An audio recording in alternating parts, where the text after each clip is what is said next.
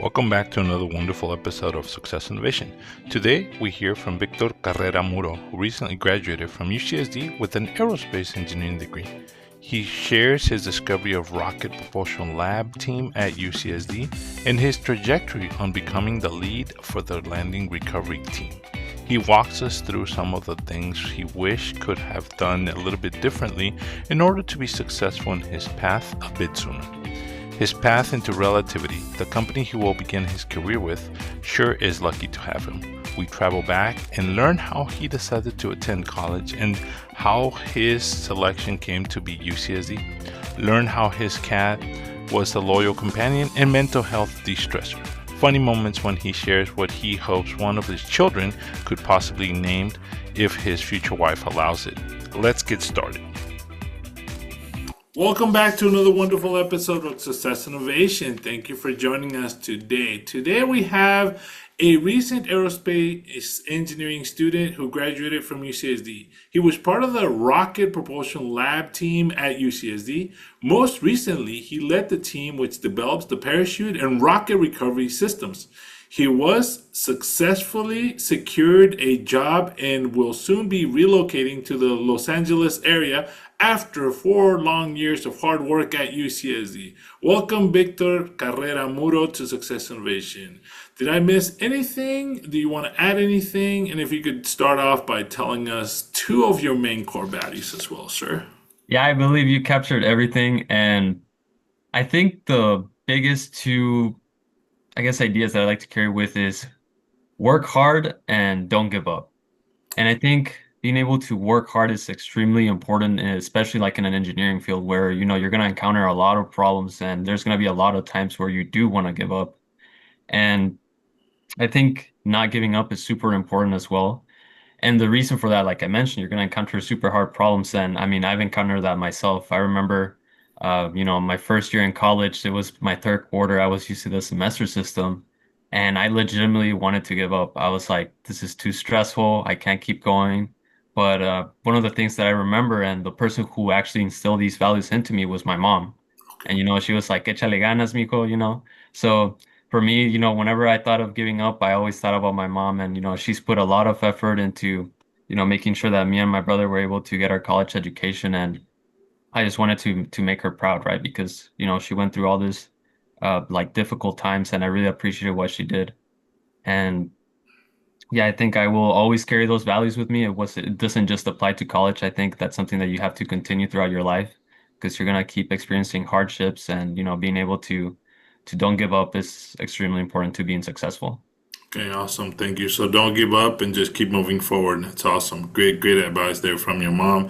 And you mentioned that was it your first, did I catch that right? Was it your first year, second quarter, or that was when you wanted to kind of throw in the towel? Can you walk us? I'm sorry to bring this back and rehash those memories, but you've graduated successfully, secured a job, and are soon to move over to that particular job. But if we could go back, can you walk us through?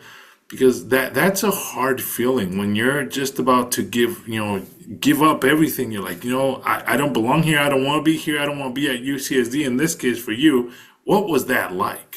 And how did Oh, you deal with it? yeah. Oh man, it was super difficult. I even remember my first quarter. It was super difficult because, a lot of my classmates, their parents were engineers or stuff like that. And for me, I didn't have that. So a lot of the time I felt like I was falling behind because people were like, "Oh yeah, like my parent works at this place." And I was like, "Damn, I don't know anything about that." And Hmm. especially, when I was like in my third quarter, I was having to do a lot of midterms and a lot of quizzes. And I was like, this is not for me. I'm basically not in the right place for this. But I was like, okay, I need to take a step back. I need to relax and realize that I do belong here. I'm here for a reason and I will get through this. And, thankfully I was able to get through that, but I ran into that same issue again in my third year. And I believe the cause for this problem was because this was my first year commuting. My first 2 years I was living in college. And this quarter was just brutal. I mean, I was taking 4 classes, which is pretty standard, but basically every single week from week 2, I either had a quiz or a midterm. And that just like basically killed me. I was like overwhelmed. I basically abandoned all the hobbies that I had just to completely focus on school.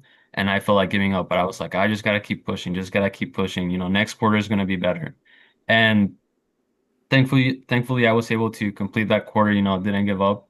But I feel like that's a lesson that I carried throughout all my quarters where I was just kept telling myself, you know, just have to get through one more quarter, it's gonna get better, it's gonna get better. And, thankfully eventually it did. And again, that just goes back to not giving up. Yeah. Wow. Okay, that's very interesting. We'll definitely touch base regarding the commuting portion, right? Mhm. But first of all, I want to go back a little further than your first year, first quarter. You and I talked about this. You went to Chula Vista High School, and you're from the Chula Vista area, down in South San Diego area. And I wanna get your story on how did you end up going to college, to UCSD in particular, because I know for a fact that the Sweetwater Union High School District, and I think you were part of this, has a program called Compact for Success. That's a contract, quote unquote, with San Diego State. And if you have a 2.0 or better, you're assured to go into or get a slot or get a space as long as you get accepted into whatever majors you decide to go into for San Diego State. But you applied to, in addition to San Diego State, you applied to UCSD, I'm assuming other colleges. However, you decided to pursue UCSD. How did that happen for you? Yeah, of course. Yeah, like you mentioned, I was actually part of that Compact for Success program. I think that was also extremely beneficial to introduce me to what the engineering world was going to be like. So here at Chula Vista High School, I believe I took like two or three engineering classes. And those, taught me like the basics of CAD, 3D printing. We actually had an air tunnel here at Chula Vista High School, so that was super cool. And that just made me realize that, I wanted to pursue a career in engineering and specifically in aerospace. And one of the, I guess the cool parts about it was that there was a lot of support in the school, right? Like for example, my teacher, he was like, "Yeah, you should go pursue it. You had like pursue engineering. It is a very cool field to do." And also my parents, it was an incredible support system where, they were like, "Yeah, just, go do what you want to do." And thankfully, that ended up being engineering for me. And like you mentioned, I did apply to SDSU and I also applied to UCSD and as well as some other schools, but one of the key things that I wanted to do was stay close to home. And the reason for that is because, I want to be with my family, right? I know these are going to be very difficult times and having that support to like fall back on was going to be extremely important to make sure that I was successful. And the reason why I decided to pick UCSD over SDSU is kind of very simple. My brother went to SDSU and he also did aerospace engineering. He got into the Compact for Success program. And I was like, well, I kind of want to switch it up a little bit. So I'll just go to UCSD. And to be honest, on my part, I probably should have done a lot more research on, what are the benefits of going to SDSU versus UCSD. But I'm very happy I picked UCSD at the end. Okay, well, let me dig a little more in that. You mentioned that you did it because you didn't want to follow quote unquote your brother's steps, right? Mhm. So you said I'm gonna go against the grain, et cetera, et cetera. But now you did mention a little bit. I should have done more research, which leads me to believe that maybe if you had done your research, you might have opted to go to San Diego State versus UCSD, but I want you to expand a little more on that and if I am correct or incorrect. I would say, if I obviously, if I knew what the outcome was going to be, I still would have picked UCSD. But Hmm. I think UCSD is definitely focused a lot more on research than SCSU. And, I've talked to some people from SCSU and they have a lot of hands-on kind of labs that you get to do. Here at UCSD, at least for the aerospace engineering program, they don't even teach you how to use CAD. Like there's no particular CAD class. And I know at SDSU has one. So kind of outweighing like, okay, do I want to, get some more hands-on experience or do I want to pursue like some research? So in that case, just figure out what you want to do. But overall, like no matter which school you go to, I think as long as, you put in the extra effort to, maybe join an org like I did, I think no matter what school you go to, you're going to end up being successful as long as you put in the work. Okay, awesome, awesome. And you actually talked about a couple of the obstacles, right? And one of those obstacles was you're going into once you're at UCSD, you're going into a quarter system, which is different than the semester system. It's really fast. You have different mindset of the professors. They're really there to grill you and grind you as much as possible. And then you felt this can I call it imposter syndrome to some extent? Maybe that could be it, right? Uh, and that was an obstacle. Then we move on to your third year, and you're like, okay, financial aid is not going to cover all of my living expenses. Oh, I live in Chula Vista. I could probably commute, right? You're a student and you're thinking, I'm going to commute. And at this point, I want you to walk us through that obstacle and how did you deal with it? And how did you actually get past that? Yeah, I think the biggest, I guess, change I have to have was my schedule. Okay. So, for instance, I live in Chula Vista and commuting to UCSD without any traffic takes like 25, 30 minutes. And, a lot of the class, I'm a morning person, so a lot of my classes were, well, also my classes were offered in the morning. So I had to be there like by 8. And that means I'm going to hit traffic if I leave like at basically 6:30 and beyond. So I basically had to change my entire schedule. So now I'm waking up at 5, so that I can avoid traffic, have a good breakfast, get to school around 7, 7:30, and then just kind of just do more work. I basically wanted to avoid traffic as much as possible because I wanted to save time to focus a lot more on school. And that's basically what I ended up doing rather than leaving school as soon as my classes ended, because I believe that quarter, a lot of my classes actually ended like around 3 or 4. And, if I left at that time, I was going to hit traffic on the way back, and that takes about an hour. And one thing that I didn't mention is um, the school doesn't have that much parking, or like the parking situation is really bad. So because of that, I had to park kind of like a trolley station away from the school. So that kind of also added some extra time to the commute where, sometimes I just barely missed the trolley, so I had to wait another 15 minutes. And, that time does eventually add up. There were times where it would take me like probably like an hour and 15 minutes, an hour and a half just to get to school because, I barely missed the trolley and then maybe I hit traffic on the way up there. So being able to figure out what's the right schedule that's going to work for me, that's going to allow me to, get to school in time and also do a lot of work. I think that was definitely the most challenging part. Okay, so just making sure that you figure that time frame for your commute to be a little bit less. Okay, all right. What kept you going through this time, the last couple of years when you were actually commuting? I'm assuming third year, fourth year, you're upper classes, you're doing group work, you're also staying in the lab quite a bit. You were part of the Rocket Propulsion Lab team, so you also had to go up there on a Saturday or on the weekends. What kept you going? Honestly, a lot of it was I didn't want to fail.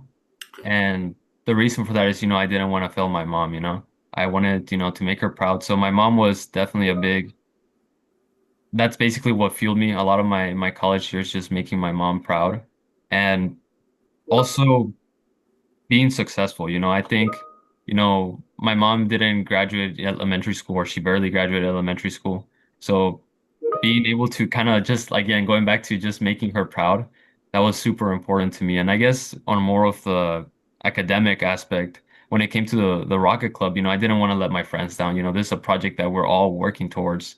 So I wanted to make sure that I was able to put in like the proper amount of work. I was able to get my work done. And that motivated me so much. And another thing, which is kind of silly, is also my cat. That kept me going a lot. If I didn't have him, that pet, that support, I would have, it would have been very, very difficult. There were times where I would come back from a very stressful day, whether that be, from school, maybe from the club, and then I would always have my cat, welcoming me. He would be meowing and stuff. So, even something small like that, I think that definitely makes a difference in how happy you're going to be and, being able to keep pushing forward. That leads to mental health, right? It definitely does lead to mental health. And We do hear a lot about mental health, but we don't really understand how to deal with it, right? And for you, it was having that cat and having the cat, be around. And I'm pretty sure that your commute, sometimes you left early in the mornings. You mentioned sometimes before 6:30. So I'm assuming you're on the road by about 6 to try to avoid a lot of traffic. So when you get to school, it's probably about close to 7. So pretty much everybody's still waking up, drinking their coffee, and here we have Victor and a couple other commuting students there in the parking structure, and they're getting in the trolley and they're heading over to school class.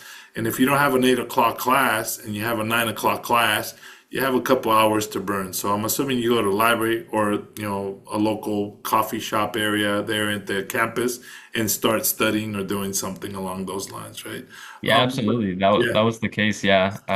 Even like late at night. So for example, I didn't want to hit traffic, yeah. so I would just stay in like the RPL lab space, and I would just do work, whether that be for the club or just like talking with friends, studying. And I think I mean, that extra time does make the difference. I think it was the difference between getting an A and a B. Having that support system too. Having those friends to talk to in the morning, late at night, super important. So how did you mentioned your mom, so I'm assuming you just live with your mom, right? And how did you deal with that, or how did your mom deal with the fact that, oh geez, mi hijo va a llegar late at night, I might not even see him. Do I leave dinner or breakfast for him? How did that communication work out? How was that dynamic at home? Oh man, like I said, my mom gave me a lot of, I want to say like mental support, but the support she gave me was incredible. Like okay, this might be a little controversial, but okay, she would make all of my foods. So she would, make me breakfast, make me like my lunch for school. She would also make me dinner. And then this is where it's gonna get a little crazy, but she also did my laundry. I Mm, know that's like kind of frowned upon, but that just saved me so much time. And the reason why she did that is because she said, I want you to focus on school completely. And I don't want you to worry about having to make your own meals, having to do your own laundry. And that just gave me so much time to, actually put that focus on school. And I mean, she was very I don't think there was a time where she ever said, no, I'm not gonna be able to do that for you. She would always, wait for me whenever I come in late. There were some times where she didn't wait, where she would just go to sleep. Um, but I think the reason for that is because, she wanted me to succeed. And like I mentioned, I don't think I could have done it without her. congratulations on that. Yeah. Very, very, very interesting. Okay, all Yeah. right. So off of that experience, the 4 years that you've gone through, right, at UCSD, is there anything you would change from that particular past? Yeah, absolutely. I guess, first 3 years of college, I would say I was very miserable.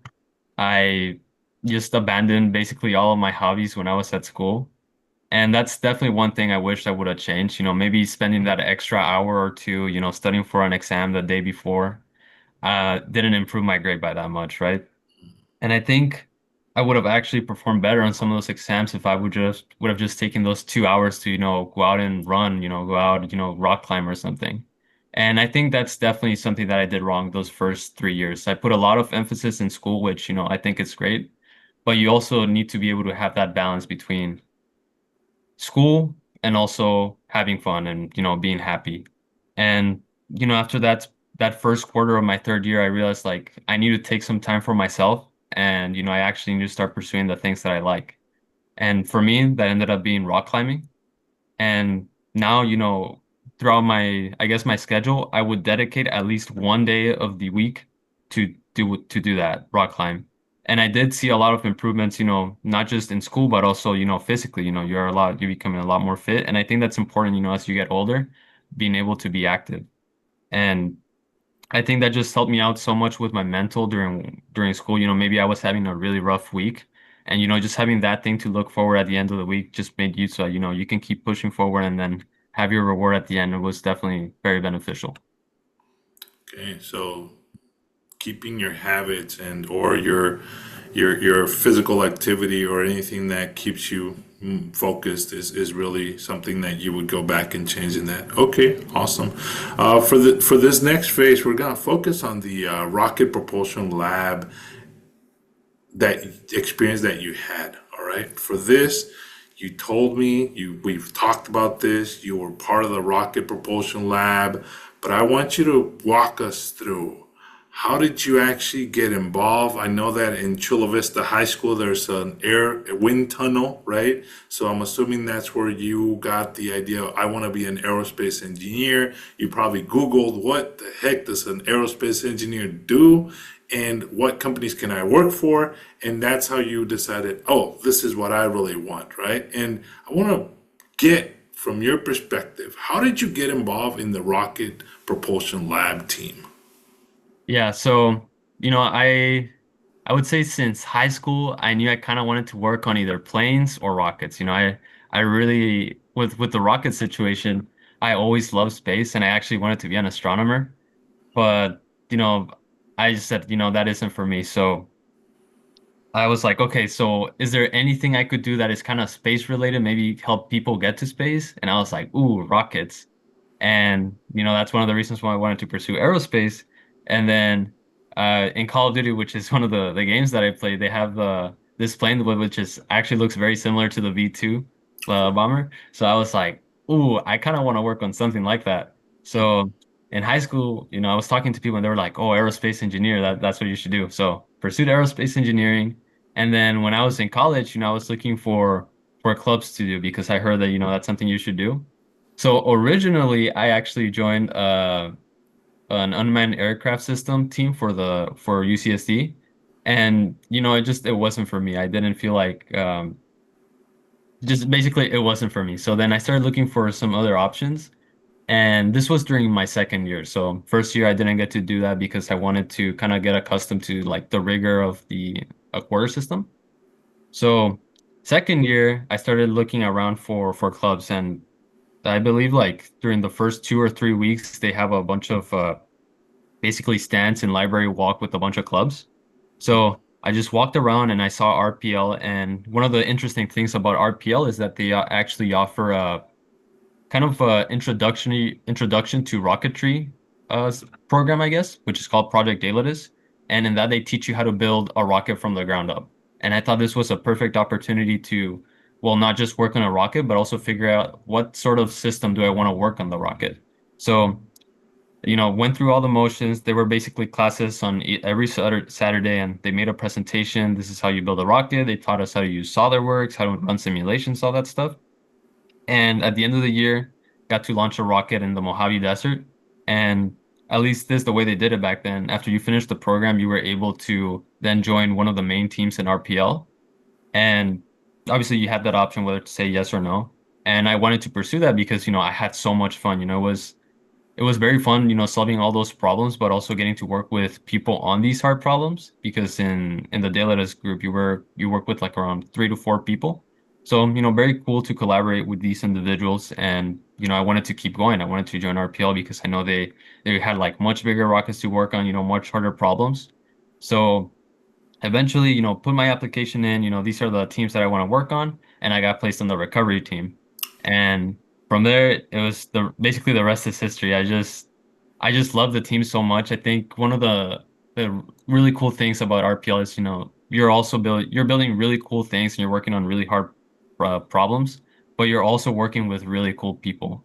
Um, that's like one of the things I look forward to, which is crazy. The thing that I look forward to the most when I was in school was going to school on Saturdays to work Okay. on Rocket. And I think that really does say something about, the sort of people that RPL is and like the people that RPL has, yeah.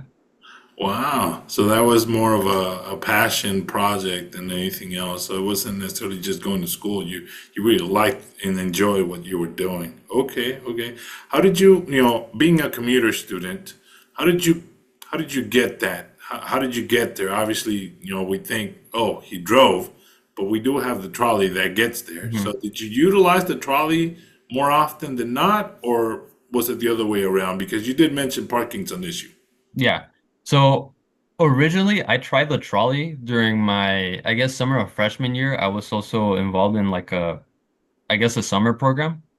So I tried the trolley and the commute, it takes like an hour and sometimes you have some shenanigans in the trolley, so sometimes you gotta be like on edge. So I weighed my the benefits. So okay, if I have a car, I have to pay for insurance, I have to pay for gas, I have to have all these extra expenses. But I'm able to save a lot more time too, because there were some times where the maybe there wasn't any traffic, so I was able to get home in like 25 minutes.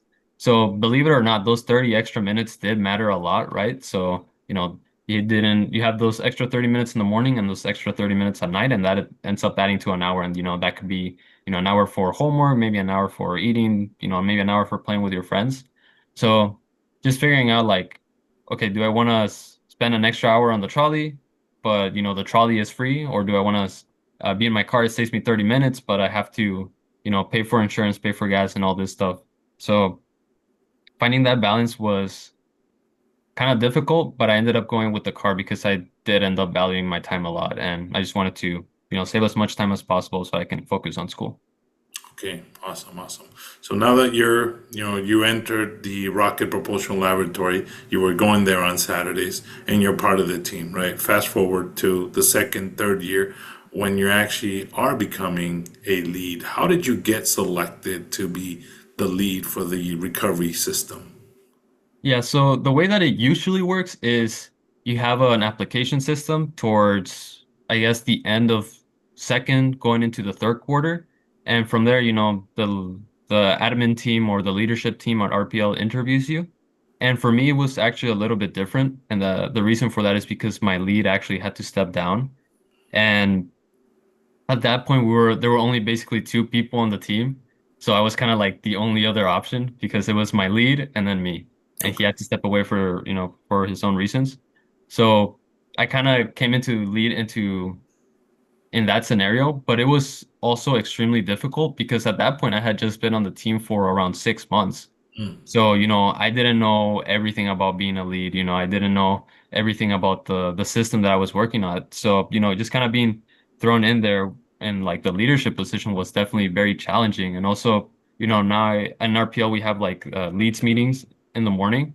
So, now being with these all people that I like basically looked up to and then just kind of like talking with them, it was very like difficult, very challenging, and not because they're hard pe or difficult people to deal with. It's just I looked up to them, so being in the kind of like the same level as them, I was like, oh my God, and it was just challenging.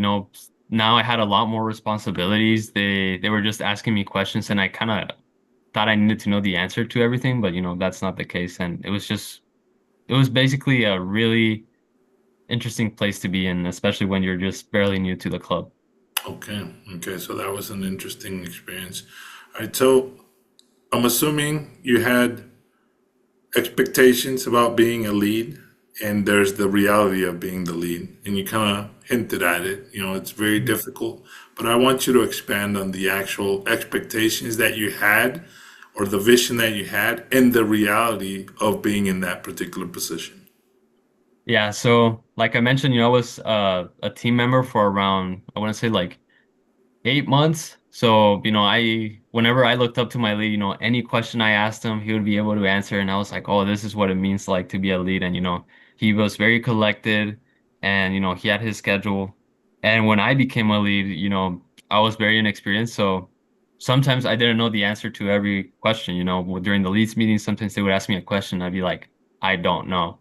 And, I think that that's okay to not know the answer to everything, when you're a lead. Because I think part of that is as being an engineer is, being able to answer these questions and solve those problems. So just having I guess, the tools to be able to figure out those answers was extremely important. And also another thing that I didn't realize is, I'm going to be a lead, but I'm also going to be a student. Hmm. So I had like this idea in mind, like, oh, once I become a lead, I'm gonna start doing this, and that. By the end of this quarter, we're gonna have all these things done. And I remember very clearly, it was like basically the class that makes you an engineer at UCSD, and Hmm. that's when I became a lead. And man, I could not get that much done that quarter, and it was just like a kind of like for me, I felt like I left the team down because I had like so many things planned out, and I was like, okay, well, I gotta balance out school and then balance out RPL. So figuring out that right balance was very difficult, and I think that's one of the things that I just didn't expect. Like how much time you have to put into the actual club. Okay, so we're talking about the time, and that kind of hints to the next question that I had. Any advice you wish you had before you actually enter the position? You hinted at, you know, somebody telling you, hey, allocate your time, do time management for that purpose. But can you expand on the advice that you wish you had before you actually entered into that position? Yeah, I would say the biggest advice is lower your expectations. You're not gonna be able to do everything that you want whenever you want it because, it's not just you working on it. Maybe you are able to find time to work on the club, but you also have to be managing other people and making sure that their schedule is also open to work on the club, One of the things that RPL says is, we're students first, Rocketeer second. So always giving priority to, your schoolwork and being able to delegate those tasks accordingly to make sure that the entire team is basically on the same page. And then another huge piece of advice, which kind of ties into like this scheduling thing, is being able to have some sort of goals in mind and, write those down. Because I remember, when I first became lead, I would kind of just say goals and I didn't write them down or I didn't keep them in a very tight schedule. And because of that, I remember this actually happened, I guess, fall quarter of, this year. At the end of the year, I like to do performance reviews with my or one-on-ones with the people in my team, somewhat to give them feedback and also give feedback on me because, this is also my first time being a lead, so I want to be able to improve. And one of the comments that they said is, we're doing basically a lot of these things at the beginning of the quarter, and then we just ended up doing a lot of documentation towards the end, and we kind of felt like we weren't doing much. And because of that, I try to incorporate basically kind of like a Gantt chart or what was it? Or basically just a calendar week by week. And it was separated by weekdays and weekends. And I split it up so that one week we're having to do basically an activity, which is basically, just having hands-on experience with something. And the next week we're doing documentation. And because of that, yeah, I had that kind of timeline set with very hard deadlines we were able to make a lot more progress. And, at the end of the quarter, I got to talk with the team and they were a lot happier with the performance of the team. And also they were a lot happier in general because, they felt like we were actually making a lot of progress. So, and, I passed this on to like the next incoming lead for the recovery team, telling them like, hey, these are the things that I wish I would have done. And I hope you get to do them. And I think there's always room for improvement.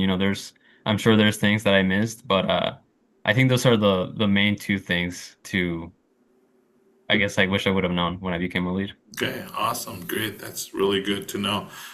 You touched on it, and I think I picked up on it. You know, you're really proud of that Gantt chart or schedule that you created, calendar. But I want you to maybe tell us something that you are actually proud of, or some achievement that you've made during the leadership that you had at the Rocket Propulsion Lab team at UCSD.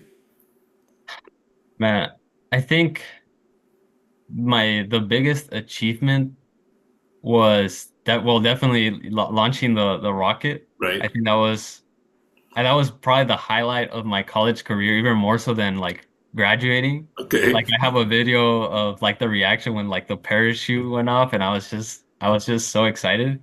So it was definitely that. Just participating with the team and, everyone put so much effort into this rocket. And, everyone was just so excited to, see it go up and then come down in one piece very slowly. That was just like such an incredible experience. And I don't think I'll ever get a feeling like that or like ever again. And I think that was more towards the Hermes side of things. So RPL, for the people that don't know, RPL has different teams. So we have Phoenix, Hermes, and also Osiris. So that was for the Hermes team. When it comes to the Phoenix team, I think some of the best memories are the ones where we were struggling to kind of solve a problem and or like just kind of having like bonding moments when working on like the recovery bay or something. And particularly with this new team of, I guess, this year, it was just so fun, just kind of just talking with each other, just bonding. It was just, not everything has to be an achievement like the rocket, but also the friendships that you build along the way. I think that was super important for, making RPL special to me. Okay, great, awesome. Those are good achievements, and that's something to be really proud of, right? Being able to witness that launch, like you said, something that you probably will never forget. And from your own words, it's probably a feeling you'll never get again because that was the first one, and And a lot of the team members, if I'm correct, don't get to witness a launch. Is that correct? Yeah, that's correct. Okay, okay. What do you wish you could have had more time to continue implementing as a member of the RPL UCSD team? I think one of the things that I felt to do, as a lead was creating a lot more social events for the team. Okay, And I think the reason for that is, this is definitely on me. I didn't make time for it. And I feel like a lot of teams perform a lot better if they're friends, because now, you know, you you can rely on this person to, do their job. And at least for me, I feel like I don't want to let this other person down. And I think having those social events kind of creates that whenever you have friends that your friend kind of, I don't want to say your friendship is at stake, but you don't want to let your friend down. And, you know, with those few social events that we did have, RPL wide, it was some of like the best memories I've had. We would go play thing or like we would go do activities, play Uno, whatever. So it was just some experiences that you'll never be able to get again. And I think it's really important to have them because in college, you're not going to be with these people ever again, like after 4 years. And I think just spending time with them, building these memories is something that's super important. Because at some point you're going to be able to get that technical achievement at a company or whatever, but spending time with these particular group of people, I don't think you'll ever get to do that again. And I definitely wish that's something I would have done a lot more. all right. Is there anything else that you want to share about the time that you spent at the Rocket Propulsion Lab team that maybe we didn't cover? Oh man, I mean, there's so many things. I would say kind of how much effort everyone is putting into the teams, whether that be Phoenix, Hermes, Osiris. I just think there's a huge support system in RPL. All of us are students, so we don't know everything. And kind of reaching out for help in between teams, knowing that you don't have to do everything yourself. I think that's something huge at RPL. So for example, I'm sure I could reach out to maybe someone in the analysis team if I have a question about some simulations or kind of talking to, I don't know, maybe the fluids team if I have a question about maybe some of my homework for my fluids class, right? So just RPL in general, I think it has such a great culture of support, and the people that are there are just incredible. And like I mentioned, we have these three rockets and also Daylitas, which I think those programs are they give you a lot of experience, and I think at least from experience, I didn't get an internship, I didn't have any professional experience, but the work that I did in RPL really stood out in I guess the interviews that I did because there was a lot of responsibility and a lot of project ownership. And I think that's something that you don't get a lot in, I mean, I don't know, right? I didn't get an internship, but I think that's something very unique about RPL that you do get to make a lot of meaningful work. And it's something that you can definitely talk about in interviews. So at least for me, it felt like RPL was, like a job. Not in like the bad sense, but like it gave me the experience of a job and I was able to carry on those I guess experiences to, internships or I mean not internships, interviews. Interviews, and you were able to leverage on that experience that you had, answer some of the questions that they had during those interviews for your job search, et cetera, which ultimately, as we talked about, landed you that position up in LA, and you're really happy soon to move up in that area. Is that correct? Yeah, absolutely. Yeah, I mean, I applied for, I believe it was 100 internships and I didn't get any and 150 jobs and I was finally able to land one. Yeah, And, that goes back to, keep working hard and don't give up. Something's gonna happen and, you just gotta be ready for it. right. All you need is that one just Yeah. to go ahead and move forward. So congratulations on that, Victor. That's awesome. This next phase is called rapid fire, and I don't know if Mhm. you've seen a couple videos or you've heard about it, but this is more or less where you have the opportunity to answer a couple questions without being necessarily too prepped for it. So rapid fire. Good leaders always create good leaders. Do you have any individuals you actually look up to? Who are your mentors? Oh, absolutely. So at least for RPL, there's two people that come into mind, which are my previous leads, right? There's one Miko and then there's another one Christian.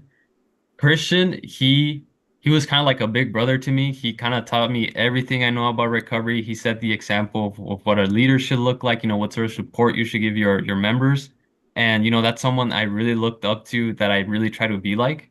And the other person I mentioned, Miko, he was the one that made a lot of the design for the recovery bay. So I just wish I just kept working hard to, be as good as him in like the technical sense. He knows how a lot about like machines and stuff. So I was like, oh, I want to be like this person and just asking him a lot of questions. And that's with regards to the technical work. In regards to, outside of the workplace, I would say my mom, absolutely. She's definitely someone I looked up to, she's never given up, she works very hard and yeah.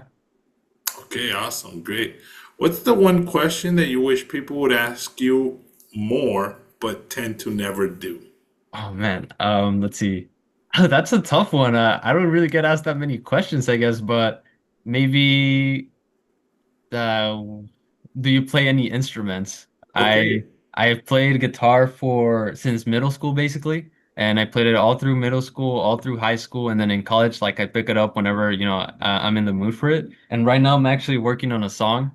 So, it's just something that I like doing like on the side and it's just, do it whenever I have time.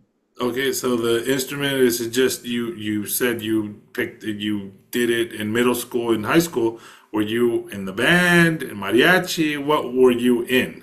Yeah, so I was in very basically it was just a guitar group at first. So that's the first 2 years in middle school, and then after that in high school, again, you're kind of part of the same group, but then you also get to join HOG, which is House of Guitars, which is the guitar ensemble here in Chula Vista High School. And this is actually probably the biggest regret of my life. I I kept pushing like joining HOG for 3 years, and the last year I joined, it was COVID. So I didn't get to be a part of that, and that just like kills me every time I think about it because I don't think I'll ever get to be in a guitar ensemble like that with like the same group of people. Yeah. And again, this kind of goes back to finding the right balance between, school and also, what makes you happy.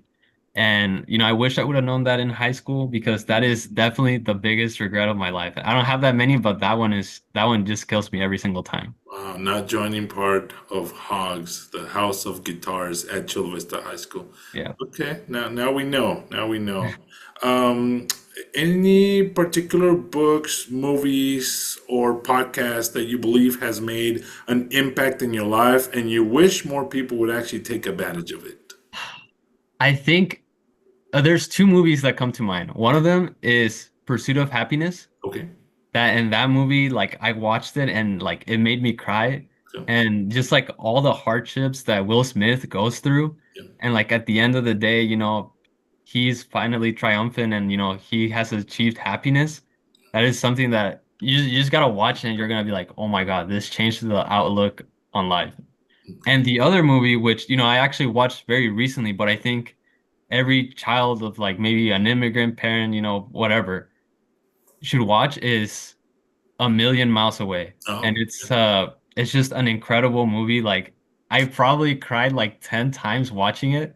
It oh, like it hit very close to home for me. wow. And like if I would have watched that movie when I was younger, it would have definitely like 100% no doubt pushed me to like pursue aerospace engineering. And I just think that movie, I mean, it's based on a true story. I forget the name of the person, but Jose, it's just Jose Hernandez. Jose Hernandez. It's just so, the story is so motivating. And again, it goes back to working hard and don't give up.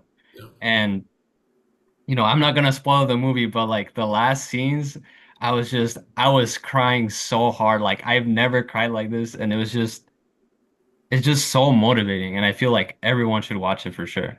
Yeah, yeah. It's based on a true story. Obviously, it's adapted for TV cinema to some extent, but it's a true story based on Jose Hernandez, played by Michael Peña, who is a really good actor. And it does portray the tenacity and courage of an immigrant child, right? And it goes through and it shows you the obstacles, difficulties that this individual had to overcome in order to achieve what he set out to achieve, which is ultimately the launch, right? But as you said, there's a couple of scenes in there that do make you tingle a little bit. So just make sure you watch it with an open mind and be ready for a thrill of a lifetime, I guess, to some extent. And A Million Miles Away, it's in Amazon Prime and it's still available there. And I think it does not get recognition or promotion as much as it should.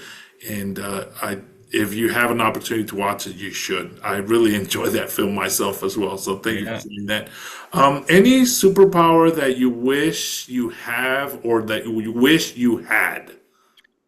Oh man, I'm a really big fan of Dragon Ball. Okay. So, oh man, it would either be between like teleporting, because I Okay. think like teleportation is so cool. You know, you could go anywhere and like you could maybe like travel between planets, assuming there's like no pressure difference or anything like that. So like travel between planets, that'd be so cool. Yeah. And the other one, it would just be like this is not really like a power per se, like a superpower that you like usually see, but like turning like Super Saiyan, that'd be so cool, just Okay. Right. multiplying Yeah. your Yeah. Yeah. strength, stuff like that. I really love Dragon Ball, so something like that would be so sick. So are you in search of the seventh sphere, my friend?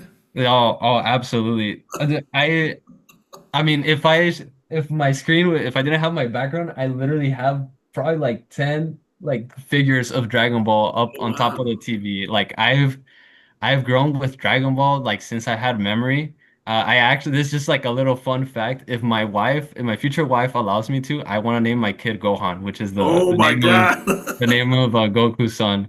So even if like it's not a first name, as a middle name, I'll probably put it in there. Or at least a nickname. Gohan. Yeah, yeah, absolutely. Okay, good, good, good, good. Interesting. Next question is, what is your definition of success?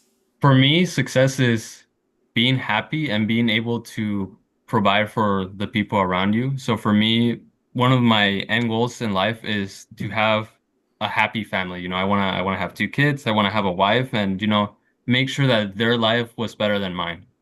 And once I've achieved that, I think I've become successful. Okay, okay. Thank you for sharing that. This next question is going to be interesting. Where I want you to close your eyes.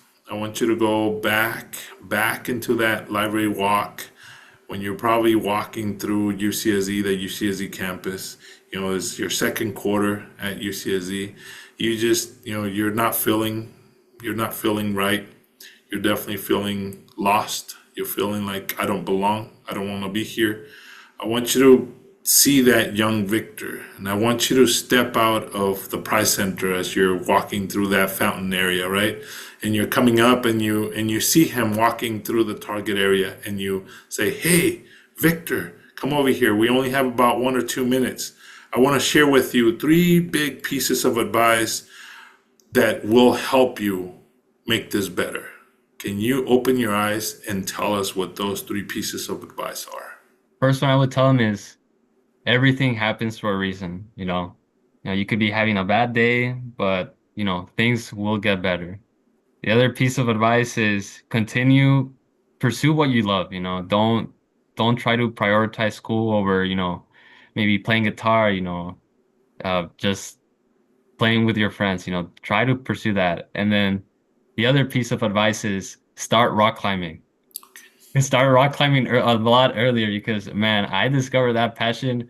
This is a spoiler alert for younger Victor, but in sophomore year, I started rock climbing, and oh my God, it changed my life. Like I thought I was never going to have a sport. I'd never been like a really sporty person, Okay. and I didn't think I would find it in rock climbing because I'm scared of heights. Right. And this one friend, it was like completely by chance. He invited me to go rock climbing, and I even typed out, "No, I'm good, thank you." And I was like, why not? I'll give it a try. And man, I fell in love with it. Like, I think rock climbing legitimately changed my life. And if I would have started a little bit earlier, I would have definitely done it. So pursue rock climbing, Victor.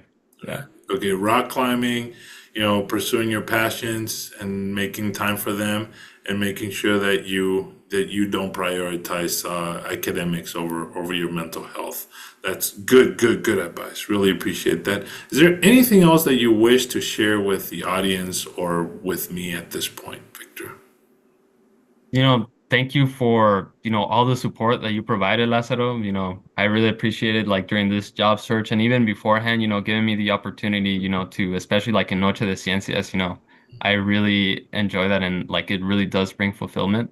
And, especially during summer, where I was basically in the trenches just trying to, find a job, the cafecito chats, excuse me, like the people are just everyone was just so supportive, so helpful, and being able to learn all those lessons early on definitely going to be very beneficial. And I just wanna thank Ship too, very, very great what you guys do. And yeah, that's basically it.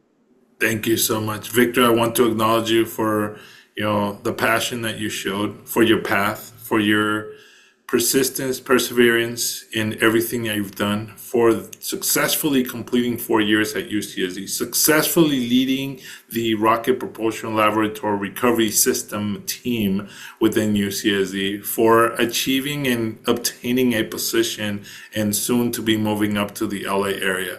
I'm here if you need support, and I'm here if you need advice, regardless of whether it's for work or for life. I'm here as long as you need that support, right?